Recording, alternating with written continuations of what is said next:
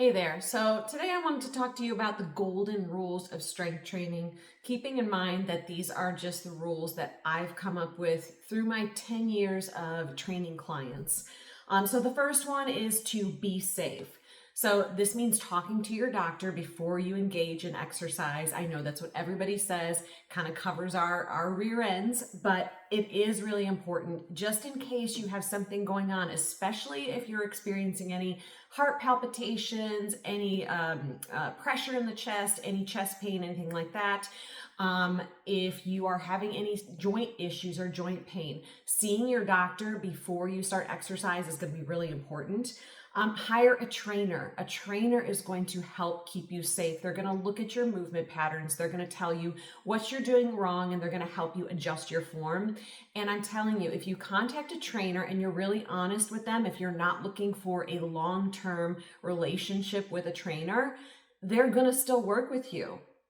If you tell them, like, look, I'm only looking for a few sessions just to kind of get my form down, most trainers will welcome you in. They will work with you for those sessions and help to get you started. Learn good form. So again, hiring somebody to help you, or if you have a friend who knows a lot about strength training, get them to help you. Stay in the 10 to 12 rep range. So you're going to hear, like, even on my channel, you will hear people talk a lot about, going really heavy. And yes, that progressive overload is really important. But when I'm working with a client, I typically keep them in the 10 to 12 rep range for almost a year, unless they're advancing and progressing very quickly. And I base that on the client. But most clients are in that rep range for a full year before I move them into the 4 to 6 rep range.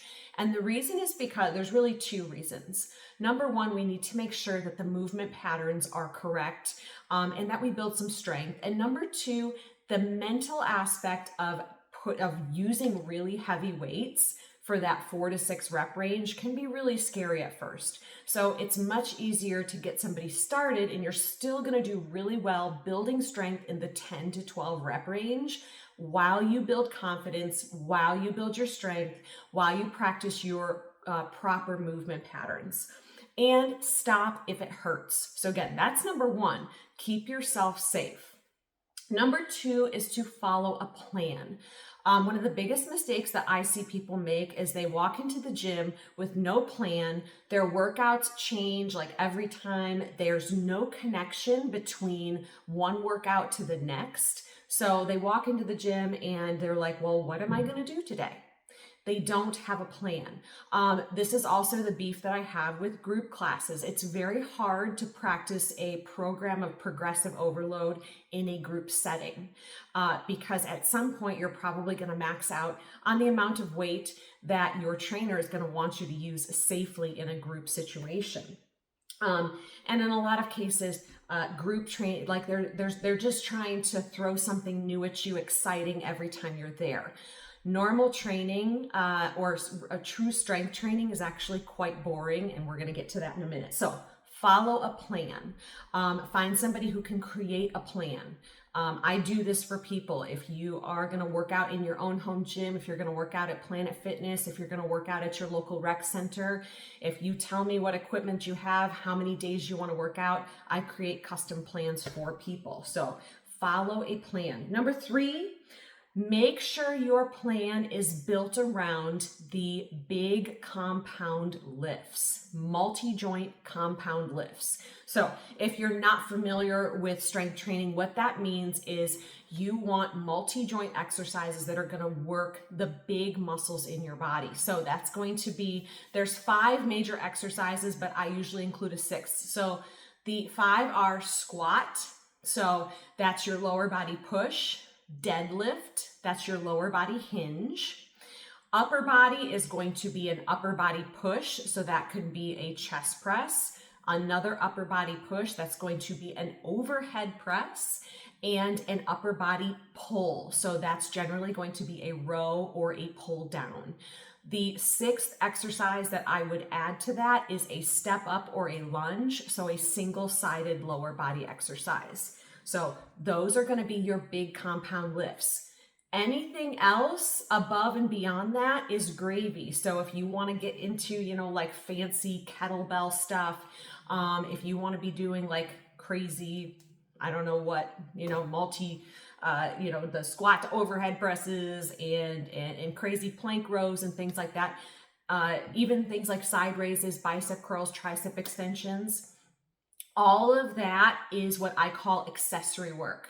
Make sure that you are doing those compound lifts. So for example, almost every time my clients walk through the door, they know that they are squatting, they know that they're rowing, and they know that they're overhead pressing. They do those things every time they come here. Other things that we might do, if they want to develop their shoulders, they want to develop their biceps, we might do some extra exercises for those things. But we are sticking with those big compound lifts because you're going to get the biggest bang for your buck out of those. All right, so that's number 3, making sure your plan is built around the compound lifts. Number 4, write it down. So you should have a book, or you can use your phone. If there's programs that you can use on the phone, I'm very old fashioned. I love having paper and pen. So I write all of my workouts down in a book. And I write down the weight that I'm lifting. I write down the number of reps. I write down the sets. That way I can go back and look at that workout from the last time when I go to do it again. And I can see, okay, so I squatted 135 last time. Let's see if I can do 140 today. All right, so that's how you progressively overload your body. All right, 5. This one's really important. Be consistent. This is probably the second biggest mistake that I see people make next to not following a plan. And that is people give up too soon. And they're not consistent on their plans. So they are supposed to work out 3 times a week and they only end up working out once a week. Or if they work out consistently for 6 weeks and they don't get the result that they're hoping for, they quit. Strength training is a long game. It does take a long time to get a result, but if you're after that toned, look, if you are looking for long-term, long-lasting fat loss, strength training is definitely the way to go for that, but you do need to give it time. I tell people, see it as a year-long process. You need to give it at least a year. The first 3 months, you're just going to be getting used to the lifting. The rest of the time, you're going to be pushing that intensity. You're going to be learning those lifts. You're going to be learning how to push your body. And that's where you're going to see more of the results. But minimum, if you are very consistent with your lifting and you're also walking and you're modifying your diet, you can get a result in 12 weeks. That's realistic. If you're not super consistent, you are looking at a much longer span of time. So get consistent and stick with it, even if you don't get a result in 6 weeks. All right, number 6 is rest between sets and your workouts. So if you don't need to rest between your sets, you are not lifting heavy enough. This is another one of my beefs with group classes, and I'm not saying that group classes are bad, okay? I know people who love group classes. The atmosphere is great. Anytime you're exercising, that's awesome. But when it comes to progressive overload, a lot of times group classes, you're just trying to get from one exercise to the next. You're trying to get that sweat on. You walk out of it feeling like you got a great workout.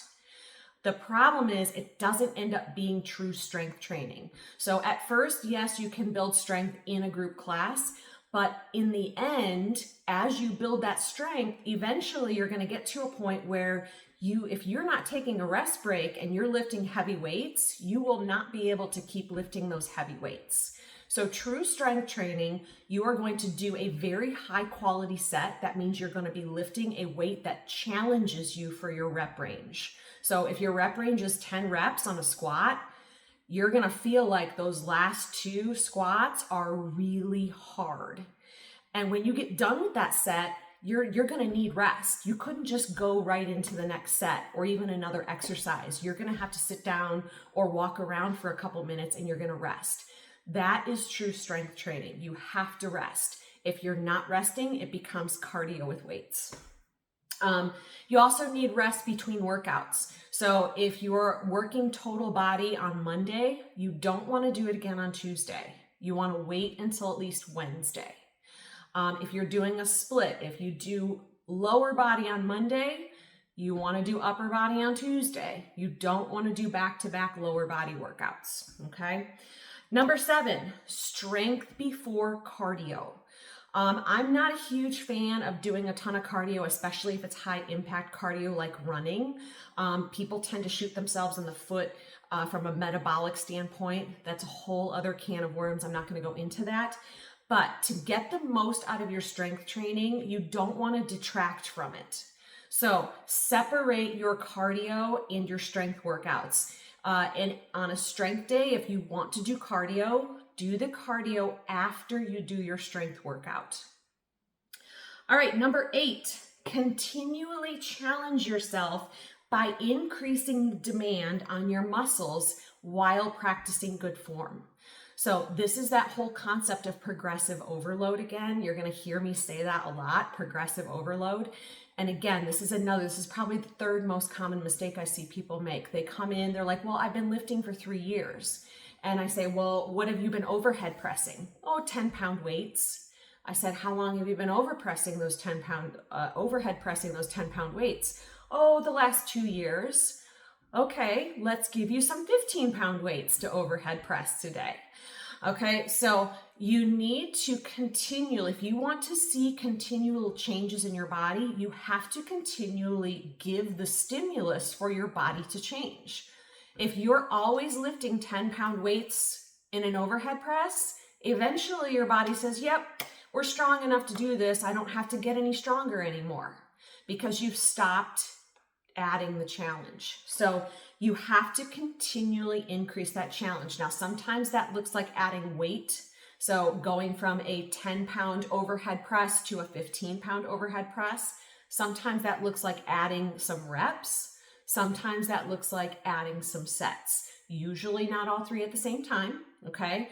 But that's how progressive overload works. You're always thinking like, what can I do today to increase the challenge? Or maybe last week, like for me, for overhead presses, right now at 65 pounds, I'm still struggling at 5 reps for 65 pounds for 5 reps. I'm still really struggling with that.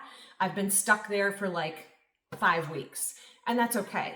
You will find as you start to really get into those, as you start to really challenge yourself and learn the lifts, you will get to the point where you stall out on certain ones and you just can't go heavier for a little while. So be aware of that too.